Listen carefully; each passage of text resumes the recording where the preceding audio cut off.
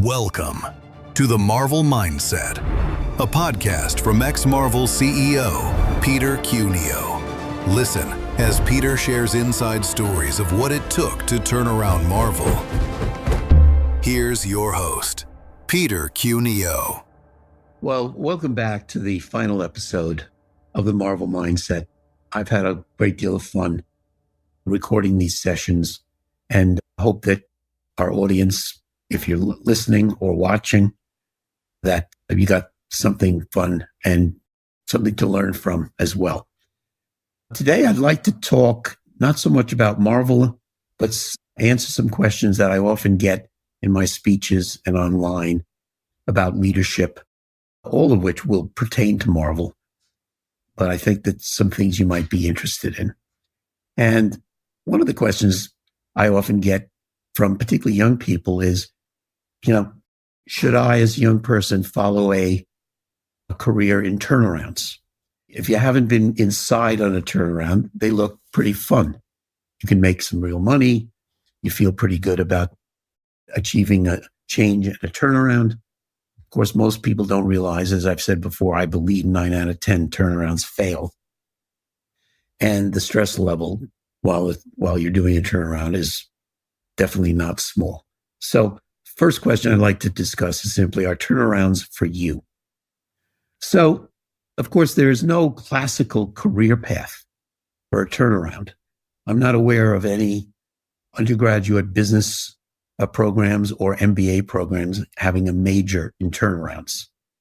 It's really an acquired situation. As I've said before, I was actually thrown into my first turnaround. I had no idea that I had any skills at all or that I even like it. And interestingly, after my second turnaround, I realized I was completely addicted to these situations. But it's not one that I chose to follow as a conscious decision. The technical skills for a turnaround situation are the easy part. I think that that's something that most people, particularly if you got a background in finance, for example, most people can absorb those skills pretty easily. Here's the hard part. It's the soft side of a turnaround. You're going to be working in an environment, as we've talked about before, that's very uncertain. You're going to have depressed and scared employees. You're going to have, in some cases, enraged customers and investors. And you're going to have to be able to cope with all of them. So the hard part is intestinal fortitude. Can you do that? Can you exist in that kind of environment for an extended period of time? When I talk to people about this, I like to talk about a simple matrix, a matrix between risk and reward. So I'm talking about high and low risk, high and low reward. So there are really 4 boxes on this matrix. So let's start with risk. So let's start with low risk, low reward. This is a situation that most human beings aspire to. It's nice. It's calm. There's very little disruption in your life overall. And this is frankly what most, and I'm going to say this is normal, what most normal human beings are happy with. A low risk, low reward situation that they can count on to have very little change. If that's the area you want to be in, turnarounds are not for you, and that's fine because you are normal. Now let's talk about low risk, high reward situations. This is something we'd all love to find in our lifetime. The truth is, these situations virtually don't exist. Low risk, high reward. This is something, again, we all dream about. And if you're lucky to find even one of these situations in a lifetime, you are a very lucky person. But again, these situations don't exist. Aspire to them, try to find them. Great, no problem. But don't be disappointed when you don't find these situations. Now, going over to high risk, we have high risk, low reward. Obviously, you want to avoid these situations. Nobody goes into a high risk, low reward situation consciously. Sometimes you can be fooled, but the reality is this is something to be completely avoided. High risk, low reward. doesn't do it for anybody. And that brings us to high risk, high reward. And that brings us to turnarounds. And for some people who are not normal, people like me, this is a big deal. This is something that you really enjoy. If you're successful, you enjoy the financial fruits of your success, but you also have tremendous amount of enjoyment mentally, just feeling the sense of accomplishment. It is very possible to often have what I call a natural high, because you see that what you've accomplished has been very, very impactful on the lives of a lot of other human beings. And you are able to pull that off with their help, of course, but very, very important, but not for everybody, because the stress can be very, very difficult to handle. And anyone going into a turnaround has to be aware of that. Be honest with yourself. It may be that you can handle this, or it may be that you're the low risk, low reward type of person, which is absolutely fine. Only you can really answer the question, are turnarounds for you? Let's pause for a moment. I'll be back right after this. This episode is brought to you by Indeed. Stop waiting around for the perfect candidate. Instead, use Indeed sponsored jobs to find the right people with the right skills fast. It's a simple way to make sure your listing is the first candidates see. According to Indeed data, sponsored jobs have 4 times more applicants than non-sponsored jobs. So go build your dream team today with Indeed. Get a $75 sponsored job credit at Indeed.com/podcast. Terms and conditions apply. One of the other questions that I get quite often is, what are some of the 28 essentials that you learned or were strongly reinforced by your experience as the CEO of Marvel? So there's a couple that I like to cover right now, and hopefully leave some thoughts behind for all of our audience to think about in their own personal cases. The first one is, as the turnaround leader coming into a situation, always project positive energy from minute number 1. This is actually the first of the 28 essentials for superhero leadership, and comes first because you're walking through the door on day 1. And that positive energy is projected not only by how you speak, but also how you behave. Your body language actually matters a great deal. And I've learned this one the hard way in the past. I was not necessarily good at this. And I've learned that positive energy is optimism is very, very important for people. Never underestimate how closely they are watching and talking to each other about how you come across. And you can find a lot of the topics that I'm talking about, which are part of our 28 essentials for superhero leadership. You can find the 28 at petercuneo.com. And please take them, absorb them. They were written for turnaround situations, but they certainly apply to any leadership situation or anyone aspiring to leadership of any age. Another one of our 28 essentials that was very important at Marvel and is important all the time is communication. Communication is an art form. It's largely being lost in the world because of technology. We communicate now via Zoom. We communicate on our cell phones, but we're really not projecting the way we do when we're face to face because of body language and other reasons. Effective leaders all communicate very regularly. They communicate honestly. They actually will talk about problems because they've learned that human beings would rather hear about the problems than hear nothing.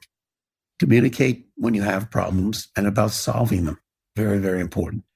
Communicate consistently, whether you're talking to an audience of 200 people live or whether you're sending a business update digitally around the world.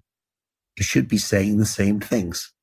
Leaders that are not effective, unfortunately, often are just parroting what they heard from the last person they talked to. And this is a big problem with poor leadership. Also with communications, have regular times for mass communications. Have them on the calendar so that the audience, your employees and others, know they can count on you to tell them what the latest situation is at a certain point, at a certain time, and once a month, once a week, whatever you think is appropriate. But they can count on you to talk to them about leadership in the company and how the company is doing. You'll find that your audience will find it actually quite comforting.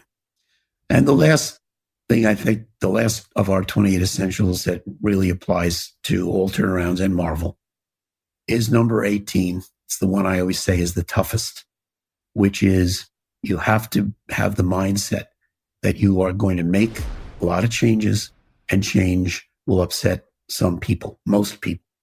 Even so-called positive change, because it's change, will upset people. And you have to be comfortable knowing that there are going to be people who don't like what you're doing and that you are going to be unpopular with some people. Most human beings don't want to be unpopular with anyone, and that's natural. Again, that's normal. That's fine. You have to be, as I said, talking about turnarounds, the outlier, the non-normal person who is able to cope with, not be abusive to people. That is not what I'm talking about. Okay. But cope with the fact that you're going to have to absorb a lot of negative vibes from time to time. The changes that you're making ultimately are going to make everyone feel good as the organization is successful. And now we get close to wrapping up here on episode 10, our last episode in the Marvel Mindset. I want to mention something that's very, very important. Marvel's success was due to hundreds of people's efforts. The media always upsets me when I would be interviewed and they would want to make me the sole hero, the superhero of Marvel's success. And despite in an interview me naming many other people that deserve credit and why, the mass media today just wants headlines and really doesn't communicate any of this. So today's CEOs, not only of turnarounds, but of most businesses, in the media's eye are either bums or superheroes. There's no in between. And no matter how big, how sprawling, how international a business is, it's, if they're successful, it's all that the CEO, him or her, are godlike. And it's not the case. I could not have been successful as the CEO and later vice chairman of the board at Marvel without support, help of hundreds of people. I have mentioned some names during these 10 episodes, people that did very important things for Marvel. People like Ike Perlmutter, Joe Quesada, Alan Fine, David Maisel, Avi Arad, and Mort Handel. But there were many, many other people. And if you're listening and you work at Marvel, I have to apologize. I just can't reel off all the names, people that made me look really good, even when I didn't deserve it. So in closing up here, I'd really like to thank all of the people at Marvel during that 10-year run from 1999 to 2009 when we sold to Disney. I'd like to thank all of you personally for what you accomplished. Thank you so much. And finally, as a postscript, I'd just like to mention some of the areas you might want to go to hear more about Marvel, more about leadership. PeterCuneo.com is a place where you can see and hear all of our podcasts. It's also a place where you can see the 28 essentials for superhero leadership. You can copy them for yourselves. You can use them as a score sheet, as a report card for yourself, if you're honest with yourself. How are you doing on that list? A lot of people over the years, even 5 and 10 years later, call me up and say, gee, Peter, I'm still pulling out the essentials and I'm getting better. Thank you so much, which makes me feel good, obviously. I should mention also, we have a book coming out. The target date is February 3rd of next year, 2026. And it's called Superhero Leadership. Again, that's our brand, Superhero Leadership. And I think that will be very exciting. I think there'll be pre-orders available on Amazon at some point. Not sure, but please look out for that. Again, that book talks about the 28 essentials in detail, in much detail and my experiences with them and my successes and my failures both. And then finally, let me just mention studio.com. Take a look at our app on studio.com. You can talk to me individually, although, if you will, AI assisted, and so on. One of my frustrations is that a lot of people reach out to me, would like to talk about leadership, some of their personal challenges. And unfortunately, I simply don't have the time to talk to the thousands of people that are looking for help. I'm a little down about it. It actually depresses me that I can't do it, but I can't. But studio.com is a solution to that. So please take a look at our app on studio.com. It's active now, and let us know what you think.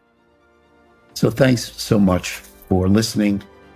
If you've just tuned in recently, please go back and listen to all 10 of the Marvel Mindset episodes. Really appreciate it. Love feedback always.